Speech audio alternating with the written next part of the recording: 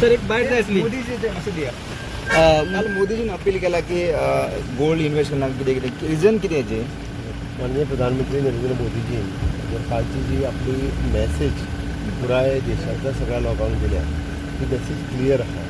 सध्या पुराय जगभर तशें पळोवंक वचत जाल्यार युक्रेन वॉर आनी दुसरे 2 वॉर सुरू आहा आनी 2 वॉर सुरू आसतना आमी काही गोश्टींचेर कंट्रोल दवरप सांगिल्लें आसा.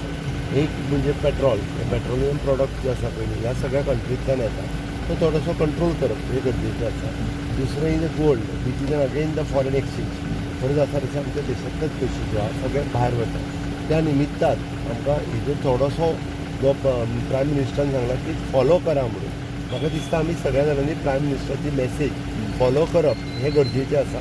कारण जगातली सद्याची स्थिती जर पळयत आसत जाल्यार इन फ्युचर कितें जातलें आमी आत्तां प्रेडिक्ट करूंक शकना.